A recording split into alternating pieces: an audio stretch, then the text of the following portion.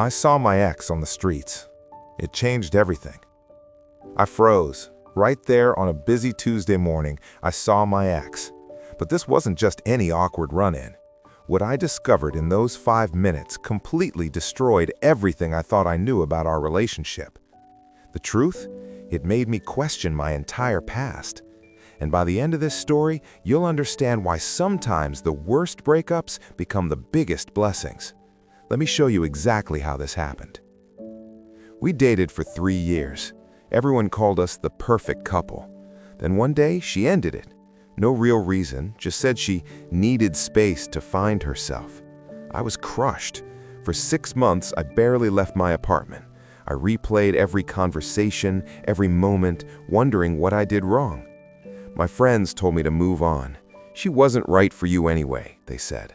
But I didn't believe them. I thought I'd lost my soulmate. Then I got a new job downtown.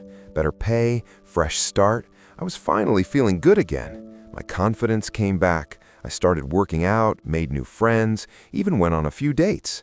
Life felt normal. That's when I saw her, corner of 5th and Main, and nothing would ever be the same. Now here's where things get really interesting. She looked different, really different. Her hair was messy, she wore old clothes with stains. But what shocked me most, she was arguing with someone on the phone, and I heard her say, "I know I messed up. I threw away the best thing that ever happened to me." My heart started racing. Was she talking about me? I ducked into a coffee shop before she saw me. My hands were shaking. Part of me wanted to run over and talk to her. The other part, terrified. I watched through the window. She sat down on a bench and started crying. Real tears, the kind where your whole body shakes. I'd never seen her like this during our relationship. She always acted so strong, so together, so in control. Then her friend showed up. I couldn't hear everything, but I caught pieces. "You sabotage every good relationship. You're scared of real commitment. You did the same thing to David, remember?" Wait, David? She never mentioned anyone named David. My mind started spinning. Was our breakup not about me at all? Was this a pattern? But if you think that's crazy, wait until you hear this. I couldn't stop thinking about what I heard, so I did something I'm not proud of. I called her best friend, Maya. We'd always gotten along, and she'd seemed genuinely sad when we broke up. "Thank God you called," Maya said immediately. "I've wanted to tell you this for months." My stomach dropped. Maya explained everything. My ex had a fear of intimacy. Whenever relationships got too real, she panicked and ran. With me, the trigger was when I mentioned moving in together. She got scared and invented the finding herself excuse. But here's the thing, Maya continued. She's done this 5 times, 5 guys, all good relationships. She always regrets it after, but by then it's too late. 5 times? I felt angry, then sad, then relieved. Maya kept talking. After you, she tried dating other people, but nobody measured up. She told me you were different. You actually loved her for real. The others were just excited about dating her because she's pretty. You saw who she actually was. Then Maya dropped the biggest bomb. She's in therapy now, finally dealing with her childhood stuff. Her parents' divorce really messed her up. She pushes away anyone who gets close because she's terrified of being abandoned like her dad abandoned her mom. Suddenly, everything clicked. The times she picked fights over nothing, how she'd get distant whenever we had an amazing day together, the way she never wanted to make future plans. It was never about me being not enough. It was about her being too scared to let herself be loved. This brings us to the most shocking discovery of all. 2 weeks later, I saw her again, same street corner, but this time I didn't hide. "Hey," I said. She looked up and her face went white. "Oh my God, I didn't expect." We grabbed coffee, and she told me everything, the real truth. She'd been planning to propose to me. Yes, propose. She'd bought a ring and everything.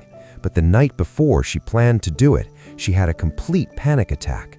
Her therapist later told her it was because her dad left right after proposing to her mom. In her mind, proposals meant abandonment was coming. So, instead of proposing, she broke up with me to protect herself from the pain she was sure was coming. "I know how insane that sounds," she said, tears streaming down her face.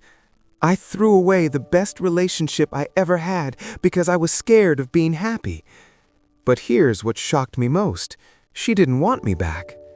"I'm not ready," she explained. "I'm working on myself, but I'm not there yet. And you deserve someone who's ready, someone who won't run when things get real." I sat there, stunned. Part of me had fantasized about this moment, her realizing her mistake, us getting back together, happy ending.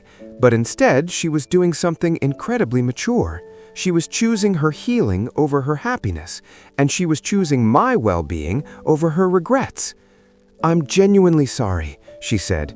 "You were an amazing boyfriend. This was never about you. It was always about me and my damage.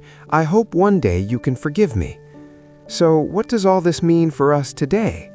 Here's what I learned from seeing my ex that day, and it changed how I see relationships forever.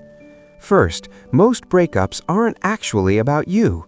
People carry invisible wounds from their past. Sometimes you're the best partner in the world, and it still doesn't matter.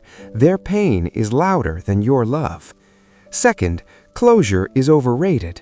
I thought I needed her to explain everything. But honestly, learning the truth didn't change the past. It just helped me understand it wasn't my fault. Third, and this is huge, seeing her struggling didn't make me happy, but it didn't make me want her back either. That's how I knew I'd actually moved on. Real healing means wanting the best for them, even when they're not part of your life. I also realized something about myself. I'd been so focused on her rejection that I never asked if she was actually right for me. Yes, I loved her, but did I love who we were together? Honestly, we weren't as perfect as I remembered. I just got stuck in the fantasy of what we could have been. The biggest lesson? Sometimes people leave because they know they'll hurt you worse if they stay. My ex was self-aware enough to know she couldn't give me what I deserved. That's not weakness, that's actually respect. Before we wrap up, there's one final thing you need to know. 6 months after that coffee shop conversation, I got a text from Maya. My ex had graduated from therapy. She was dating someone new and doing it right this time, taking things slow, communicating her fears, staying present instead of running. "She said to tell you thank you," Maya wrote. "Losing you was her rock bottom. It made her finally get help." I smiled when I read it, not because I wanted her back, but because I was genuinely happy she was healing. And me? I met someone new too. Someone without those invisible wounds. Someone ready for real love. On our third date, when she started talking about future plans, I felt excited instead of anxious. That's when I knew I'd found something different, something healthy. Running into my ex changed everything, but not how I expected. It didn't bring us back together. It freed me. It helped me understand that her leaving was the universe protecting me from a relationship that would have hurt us both. Sometimes the person you think you can't live without is actually the person you need to live with to become who you're meant to be.